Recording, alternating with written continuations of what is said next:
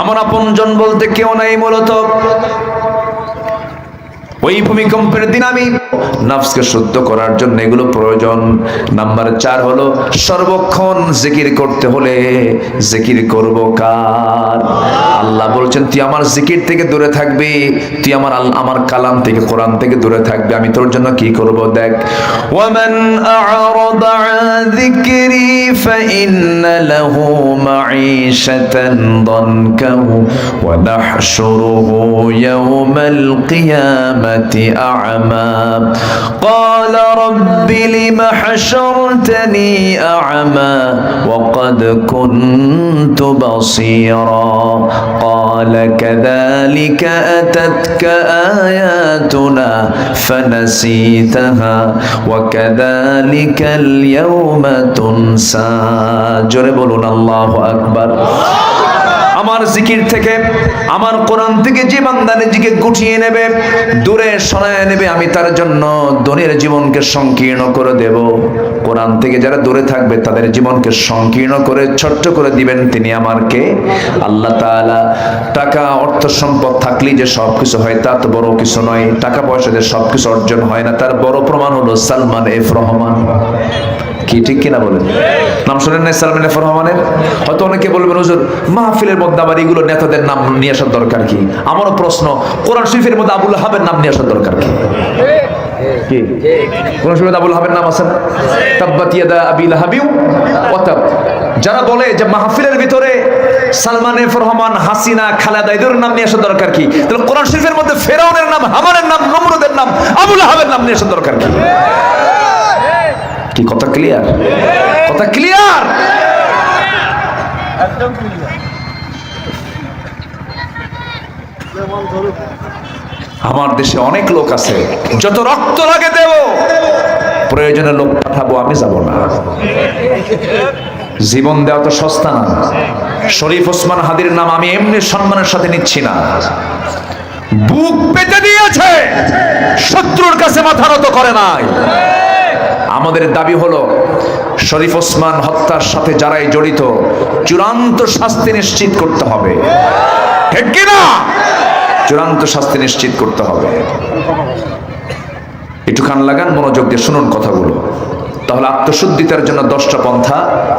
Number 1 তওবা, number 2 হচ্ছে নামাজ, নাম্বার 3 হলো মাঝে মাঝে একটু উপবাস থাকা, রোজা থাকা। শুধু ফরজ না, রমজান মাস না, এছাড়াও সপ্তাহে কয়দিন? 2 দিন। এতে গীবত শিকায়ত থেকে, মিথ্যা কথা থেকে নিজেকে বাঁচানো যায়, আলহামদুলিল্লাহ বলেন। নাম্বার 4 হলো আল্লাহর জিকির করা। নাম্বার 5 হলো সবচেয়ে বেশি সম্পর্ক বৃদ্ধি করতে হবে কোরআনের সাথে। কিসের সাথে বলেন তো? আমরা কোরআনকে সাথে নিয়ে থাকবো, জোরে বলি ইনশাআল্লাহ। আমি দুনিয়া জুড়ে বিভিন্ন জায়গায় সফর করেছি, আমার কাছে সবচাইতে অত্যাশ্চর্য যেটা মনে হয় সেটা হলো আল্লাহর কালাম কোরআনে কারীম। জোরে বলেন সুবহানাল্লাহ। এক আজীব কিতাব এটা। এই কিতাবের সঙ্গে আমরা সম্পর্ক বাড়াবো, জোরে বলি ইনশাআল্লাহ। আমার নবীজি সফলতা যে পেয়েছেন, আমার নবীজি যে দিনকে প্রতিষ্ঠা করতে পেরেছেন, কোনো তন্ত্র মন্ত্র ছিল না, অন্য কোনো কিছু ছিল না, একমাত্র সফল হয়েছেন সেদিন থেকে যেদিন তার হাতে কোরআন এসেছিল। সেই কোরআন আজও আছে না নাই? আমরা সফল হব, জোরে বলি ইনশাআল্লাহ। নাম্বার 6 হলো সেজদায় বেশি বেশি আমরা কাঁদবো। কার কাছে? আসতে বলবে না, কার কাছে কাঁদবো আমরা? আল্লাহর কাছে কাঁদবো। আল্লাহ রাব্বুল আলামিন বলেন ইয়াখিরুনা লিল আযকানি ইয়াবকুন ওয়া ইয়াজিদুহুম খুশুআ। ইমানদার যারা, তারা কাঁদতে কাঁদতে লুটিয়ে পড়বে এবং আল্লাহর ভয়ে তাদের বিনয়টা বৃদ্ধি পেয়ে যাবে। আল্লাহর কাছে তারা রোনাজারি করে কাঁদবে। ওয়াল্লাযীনা ইয়াবীতুনা লিরাব্বিহিম সুজদান ওয়া কিয়ামা ওয়াল্লাযীনা ইয়াকুলুনা রাব্বানা ইসরিফ আন্না আযাবা জাহান্নাম ইন্না আযাবাহা কানা গরামান ইন্নাহা সাআত মুস্তাকাররা ওয়া মুকামা। জোরে বলুন আল্লাহু আকবার। আমার বন্ধুগণ, নফসের শুদ্ধতার জন্য। নাম্বার 7 হলো হালাল রিজিক আমরা উপার্জন করব। এক সাহাবী আমার নবীর কাছে এসে বলছেন, হুজুর আমি বেশি আমল করব না, আমাকে অল্প কিছু আমল শেখায় দেন, আমি জান্নাত পেতে চাই। রাসূল বলছেন, তুমি কি আমল করতে পছন্দ করো বলো। সঙ্গে সঙ্গে সাহাবী বলছেন, ইদা সাল্লাইতুল মাকতুবাত ওয়া সুমতু রমাদান ওয়া আহলালতুল হালাল ওয়া হারামতুল হারাম ওয়া লাম আযিদ আলা যালিকা শাইআন আদখুলুল জান্নাতা ইয়া রাসূলুল্লাহ। তিনি বলছেন, হুজুর আমি যদি 5 ওয়াক্ত নামাজ পড়ি, রমজান মাসে রোজা রাখি, হালালকে হালাল জেনে হালাল জীবন গ্রহণ করি, হারামকে হারাম জেনে হারাম জীবনকে যদি বর্জন করি, আমি কি জান্নাত পাবো নাকি? আমার রাসূল মুস্কি হাসি মেরে সবাইকে জানিয়ে দিলেন, ও সাহাবীরা, এই সাহাবী 4 আমলে জান্নাতে। জোরে কোন সুবহানাল্লাহ। কয় আমলে? বলেন কয় আমলে? কিন্তু হালালকে হালাল জেনে হালাল জীবন গ্রহণ করা, হারামকে হারাম জেনে হারাম জীবনকে মাইনাস করা, এটা কি সহজ কাজ নাকি? এখানে তো গোটা জীবন পড়ে আছে এই জায়গাতেই। আমরা হালালকে লালন করব, হারামকে বর্জন করব, হালালকে হ্যাঁ বলবো, হারামকে না বলে ফেলবো। আমার বন্ধুগণ, আল্লাহ পাক আমার আপনার জন্য জান্নাতটা দিয়ে দিবেন। এই জন্য আমরা হালাল রিজিকের জন্য তালাশ করব। নাম্বার 8 হলো মিথ্যাচার, গীবত বর্জন করব, আমরা মিথ্যাচারিতা করব না। এই 16 বছর যে আমরা বিগত গভর্নমেন্টের আমলে দেখেছি যত বিচারগুলো হয়েছে, সমস্ত বিচারের মধ্যে মিথ্যাচার আছে না নাই? আসতে বলবেন না, আছে না নাই? এগুলোকে আমাদের বাদ দিতে হবে। নাম্বার 9 হলো অহংকার করা যাবে না, আত্মগরিমা করা যাবে না। অহংকার যখন কোনো বান্দার মধ্যে ঢুকে যাবে, মাথায় রাখতে হবে এটাই তার পতনের 1 নাম্বার কারণ। অহংকার আছে যার পতন আছে তার, আত্মগরিমা আছে যার পতন আছে তার। মাঝে মাঝে বলতো না, এটা আমার বাপের দেশ, আমার বাপ স্বাধীন করছে, কি ঠিক কিনা বলেন? মাঝে মাঝে বলতে মনে হয় পৈতৃক সম্পত্তি, আমরা তাদের ভাড়াটিয়া। আমরা কি? আমার ভাড়াটিয়া, ওরা হচ্ছে পৈতৃক সম্পত্তির মালিক। এখন কোথায় সব? এখন মামাবাড়ি দিল্লি গিয়ে বসে আছে। জুলুম করা যাবে না, অহংকার করা যাবে না। যেদিন ফেরাউনের ভিতরে অহংকার প্রকাশ পেয়েছিল, সেই দিন আল্লাহ পাক তার জন্য বরাদ্দ করেছেন, তোকে নীল দরিয়াতে চুবায়া মারব। সে আল্লাহ আছেন না নাই? আজ থেকে বলে, সে আল্লাহ আছেন না নাই? আল্লাহ আছেন। নফসকে শুদ্ধ করার জন্য আরেকটা গুণ অর্জন করা দরকার, সেটা হলো আমরা ধৈর্যশীল হব। কি হবে বলেন তো? ধৈর্যশীল। ধৈর্য আছে যার, সফলতা আছে তার। ধৈর্য আছে যার, আল্লাহর সঙ্গে সম্পর্ক আছে তার। ধৈর্য নাই যার, ঈমান ঠিক থাকবে না, এটা নিশ্চিত। এক মহিলা সেদিন আমাকে ফোন দিয়ে বলে, হুজুর আমার স্বামী সকালেও তালাক দেয়, বিকেলেও তালাক দেয়, আমি কি আসি না নাই? কন্ত এটা কি ধৈর্য হলো? এমন জাতীয় মেজাজের ভারসাম্যহীন বহু পুরুষ সমাজে আছে না নাই বলেন তো? আছে। আপনাদের মনে হয় কষ্ট হচ্ছে। আমি কেন বললাম? কারণ আজান হয়ে গেলে ইমানদারের হৃদয়ে একটু ধাক্কা লাগে, নামাজটা পড়বো কখন, অস্থির চিত্ততা কাজ করে। এটা সবার মধ্যে কাজ করছে, আমি এটা ফিল করছি। আমি আপনাদেরকে জোর করে বসায় রাখছি। একজন কয় জি, তাহলে শেষ করে দিই। তাহলে আমি আপনাদেরকে নামাজের ওয়েটিং লিস্টে রেখেছি, কিন্তু এটা আপনি হতাশ হবেন না। আমরা নামাজটা একটু পরে, আর একটু পরে আমরা এই জায়গায় জামাত করে পড়ব। জোরে বলি ইনশাআল্লাহ। আপনি জোরে বলি ইনশাআল্লাহ। কেউ নড়বেন না, একটু মেহেরবানি করে বসুন। সম্মানিত ভাইয়েরা, ধৈর্যের পিরামিড আমাকে আপনাকে হতে হবে, তাহলে আমার সকল সফলতা নিশ্চিত হয়ে যাবে। ধৈর্য যদি না অবলম্বন করি, আমার আপনার জন্য বড় বিপদ হয়ে যাবে। এই পৃথিবীতে যত নবী রাসূল এসেছেন, সব নবী রাসূলরা ধৈর্যের পিরামিড ছিলেন। সকল নবীরা ধৈর্যের পরিচয় দিয়েছেন। আদম আলাইহিস সালাতু ওয়াস সালাম দুনিয়াতে পড়েই আল্লাহর কাছে দোয়া চেয়ে তিনি ধৈর্যের সঙ্গে চেয়েছেন কি, রব্বানা যালামনা আনফুসানা ওয়া ইল্লাম তাগফির লানা ওয়া তারহামনা লানাকুনান্না মিনাল খাসিরিন।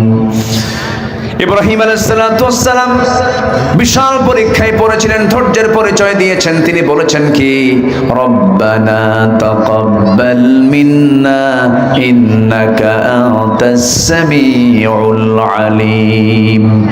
ইউনূস আলাইহিস সালাম চরম বিপদের মধ্যে পড়ে বলেছেন, লা ইলাহা ইল্লা আনতা সুবহানাকা ইন্নী কুনতু মিনাল যালিমিন। আমার নবীজি বলেছেন, যারা পারেন ঠোঁট মিলিয়ে বলুন, রব্বানা আতিনা ফিদ দুনিয়া হাসানাতাও ওয়া ফিল আখিরাতি হাসানাতাও ওয়া কিনা আযাবান নার। এই জন্য ঈমান এনেছি, ঈমানটা টিকবে হলো ধৈর্যের উপরে। ঈমানটাকে ধরে রাখতে হবে, ঈমানের উপর অটল থাকতে হবে, ইস্তেকামাত থাকতে হবে। একজন সাহাবীর কথা মনে হয়ে গেল, কি পরিমাণ ধৈর্য তার মধ্যে ছিল। সেই সাহাবীর বাড়ি হলো মক্কা মদিনার ঠিক মাঝখান বরাবর। নাম তার আব্দুল্লাহ। নাম কি? আব্দুল্লাহ। বাড়ি হলো তার মক্কা মদিনার ঠিক মাঝখান বরাবর। নবীর দাওয়াত তার কানে চলে গেল। টকবকে যুবক কালিমার দাওয়াত পেলেন, কালিমা গ্রহণ করলেন। আপন চাচার কানে সংবাদ চলে গেছে, বাপ জন্মের পূর্বে দুনিয়া থেকে বিদায় নিয়েছে। চাচার কাছে মানুষ হয়েছে আব্দুল্লাহ। চাচার কানে যখন সংবাদ চলে গেছে, চাচা বলতেছে, ভাতিজা শুনলাম কালিমা নাকি পড়েছো। এবার ভাতিজা বলছে, আব্দুল্লাহ বলছেন, চাচা আপনি শুনবেন কেন? আপনি দেখেন না, আশহাদু আল্লা ইলাহা ইল্লাল্লাহ। চাচা খেপে গিয়ে রেগে গিয়ে থাপ্পড় মেরে জমিনে ফেলে দিয়ে বলছে, আব্দুল্লাহ তুমি এত বড় আমার বাপ দাদার ধর্মের সঙ্গে এমন প্রতারণা করবে? তুমি কি জানো আমার সমস্ত কওমের লোকজনকে ডেকে নিয়ে আমি তোমার সমস্ত সম্পদগুলো আমি ছিনাইয়া নেব, জোর করে নিয়ে নেব, আমি তোমাকে ফকির বানায় ছাড়াবো। আব্দুল্লাহ বলছেন, চাচা আপনি আমাকে সম্পত্তি দখলের হুমকি দেখাচ্ছেন। আপনি যদি আমাকে এই মুহূর্তে গোটা দুনিয়ার সমস্ত সম্পদ আমার হাতে তুলে দেন, গোটা দুনিয়ার সমস্ত সম্পদ হাতে তুলে দেওয়ার পরে আমাকে যদি বলেন ঈমানটা ছাড়তে হবে, আমি বলবো সম্পদ নিয়ে নেন, আমি আমার ঈমান ছাড়বো না। জোরে কোন সুবহানাল্লাহ। আমার ভাইরা একটু কান লাগান, একটু কান লাগান, মনোযোগ দিয়ে শোনেন। আব্দুল্লাহ এই কথা বলার সঙ্গে সঙ্গে থাপ্পড় মেরে জমিনে ফেলে দিল। জমিনে ফেলে দেওয়ার পর আব্দুল্লাহ পরনের জামাটা টেনে ছিল, লুঙ্গি ছিল, খুলে ফেলে দিয়া তাকে উলঙ্গ করে ঘর থেকে ধাক্কা মেরে বের করে দিল। যা, আমার সঙ্গে তোর কোনো সম্পর্ক নাই, সব সম্পদ নিয়ে নিলাম। উলঙ্গ দেহ নিয়া মার দরজার কাছে গিয়ে বলছে, মা দরজা খোলো, দিন গ্রহণ করেছে আমার চাচা, আমার পরনের লুঙ্গিটা পর্যন্ত খুলে নিয়েছে। এই কথা বলেই বলছে, মা আমার দিকে তাকাইও না, দেখো তো ঘরের মধ্যে কোনো কাপড় চোপড় আছে নাকি। এক খণ্ড চাদর পাওয়া গেল, সেই চাদরটা দিয়ে কোনো মতো তিনি সতরটা ঢাকলেন। ডেকে বলছে, মা আমি তোমাকে ভালোবাসি, কিন্তু আমার নবীর চাইতে বেশি ভালোবাসি না। আমার প্রাণের চেয়ে প্রিয় আমার ভালোবাসার মানুষ মদিনায় বসে আছেন, আমি মদিনার দিকে রওনা দিলাম। কোনো দরবার আমার প্রয়োজন নাই, রওনা দিলাম। মা আমার জন্য দোয়া করো। শীতের দিন, প্রচন্ড ঠান্ডার সময় তিনি নগ্ন দেহ, এক কোনো মতো একটা কাপড় কোনো মতো সতর থেকে তিনি রওনা দিয়েছেন। নবীর কাছে তিনি চলে গেছেন ফজরের সময়। দরজায় গিয়ে নক করছেন, দরজা খুলে গেল। রাসূল তাকে দেখতে পেলেন, থরথর করে কাঁপতেছে ঠান্ডায়। ভিতরে ঢুকলেন, সুন্দর দুটো জুব্বা হাতের মধ্যে করে নিয়ে বাইরে এসে বলছে, আব্দুল্লাহ জুব্বাটা পরো, নচেত অসুস্থ হয়ে পড়বে।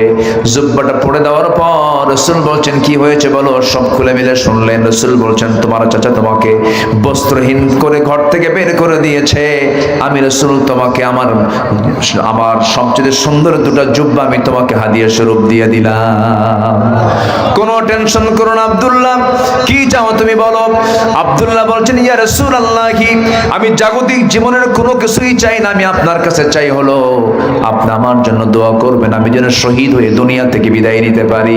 এই কথাটা শোনার সঙ্গে সঙ্গে আব্দুল্লাহ আমার নবীজির কথা শুনে, আমার নবীজি তার কথা শুনেই বলছে, আব্দুল্লাহ তুমি চিন্তা করো না, আমি দোয়া করছি আল্লাহ পাক যেন তোমার জান মাল যেন কাফের বেঈমানদের জন্য আল্লাহ হারাম করে দেন। মনটা আরো খারাপ হয়ে গেল। তিনি বলছেন, ইয়া রাসূলুল্লাহ, কি, আমি দোয়া চাইলাম কি, আপনি দোয়া করলেনটা কি? আমি শহীদ হতে চাই আর আপনি আমাকে কাফের বেঈমানদের জন্য, আমার রক্ত হারামের জন্য দোয়া করছেন, আমি কেমন করে শহীদ হব? রাসূল বলছেন, আব্দুল্লাহ চিন্তা করো, কেন তোমার মৃত্যু যদি বিছানা হয়ে থাকে, আল্লাহ রাব্বুল আলামিন শাহাদাতের তামান্না যদি হৃদয়ে লালন হয়, শহীদের দরজা আল্লাহ পাক তোমাকে দান করে দিবেন। যখন সুবহানাল্লাহ। এই কথা বলার পরে রাসূল আসহাবে সুফফায় পাঠিয়ে দিলেন, আব্দুল্লাহ কোরআন নাও, তেলাওয়াত করো। বেশ কিছু সময় চলে গেল, যুদ্ধের ডাক চলে এসেছে, রাসূল মদিনা থেকে বের হয়েছেন। এমন সময় বলছেন, আব্দুল্লাহ কোথায়? হুজুরে, যে আমি আব্দুল্লাহ, চলো যুদ্ধে যাই। যুদ্ধে নিয়ে গেলেন, যুদ্ধ শেষ হয়ে গেল। মদিনায় ফেরার পথে আমার রাসূল বলছেন, সাহাবীরা চলো মদিনার দিকে ফিরে যাই। হঠাৎ করে নবীর কানে সংবাদ গেল, হুজুর আপনার কলিজার টুকরা আব্দুল্লাহ আসে আর পৃথিবীতে বেঁচে নাই, মারা গেছে। আমার নবীজি বলছেন, সাহাবীরা আমার আব্দুল্লাহর জানাজার আয়োজন করো। আমার আব্দুল্লাহ আমার খুব কাছের সাহাবী ছিল, তার জানাজা পড়ানোর জন্য আমি কাউকে দায়িত্ব দেব না, আমি রাসূল নিজেই তার জানাজা পড়ায়া দেব। জানাজার সময় হয়ে গেল, রাসূল জানাজা পড়ায়া দিলেন। জানাজা সম্পূর্ণ হওয়ার পরে আমার নবীজি বলছেন, সাহাবীরা রে, আমার আব্দুল্লাহর কবরটা কোথায় খনন করেছো? হুজুর ওই যদি পাহাড়ের ঠিক মাঝখান বরাবর, আমাকে নিয়ে চলো। আমার নবীজি সেই জায়গায় চলে গেলেন। চলে যাওয়ার পরে কবরের সামনে দাঁড়ালেন। এবার বলছেন, সাহাবীরা রে, আমার কলিজার টুকরা আব্দুল্লাহর লাশ আমি কবরে কাউকে নামাতে দেব না, আমি রাসূল নিজে কবরে নেমে তার লাশটা আমি কবরে নামায়া দিতে চাই। এই কথা বলে রাসূল নিজে কবরে নামলেন। এবার বলছেন, আবু বকর ডানে নামো, ওমর আমার বামে নামো। আমার নবীজি এবার হাতটা আগা দিয়ে বলছে, সাহাবীরা রে, আমার কলিজার টুকরা আব্দুল্লাহর লাশটা আমার হাতে তুলে দাও, আমার হাতে তুলে দাও। তুলে দেওয়া হলো। আমার নবীজি লাশটা হাতের মধ্যে নিয়ে বলছেন, ও আবু বকর মাথাটা ধরো, ও ওমর পাটা ধরো। আমার নবীজি আস্তে করে কবরে শোয়া দিলেন, বুকের উপরে হাতটা রাখলেন। হাত রেখে আকাশের দিকে তাকায় বলছে, আকাশের মালিক আল্লাহ, আজকের দিন পর্যন্ত আমার আব্দুল্লাহ আমার সঙ্গে কোনোদিন বেয়াদবি করে নাই, আমার আব্দুল্লাহ আমাকে কোনোদিন কষ্ট দেয় নাই। আমার আব্দুল্লাহ দিনকে রক্ষা করতে গিয়া যে পরিমাণ ধৈর্যের পরিচয় দিয়েছে, ইমানকে রক্ষা করতে গিয়ে যে পরিমাণ ধৈর্যের পরিচয় দিয়েছে, আল্লাহ আমি আব্দুল্লাহকে মাফ করে দিয়েছি, তুমি আমার আব্দুল্লাহকে মাফ করে দাও। এমন করে যখন দোয়া করছিলেন, এমন সময় সামনে দাঁড়িয়ে থাকে একজন সাহাবী, সাদ ইবনে আবি ওয়াক্কাস রাদিয়াল্লাহু তাআলা আনহু চিৎকার মেরে বলছেন, হারে আজকে আমি জীবিত সাদ বিন আবু ওয়াক্কাস না হয়ে যদি ওই মৃত যদি হয়ে কবরের বাসিন্দা হতে পারতাম, আমার জীবনটা বড় ভাগ্যবান হয়ে যেতাম। আমি নিজেকে ভাগ্যবান মনে করতাম, কারণ যে লোকটার কবরে পৃথিবীর সেরা সেরা তিনজন মানুষ নামে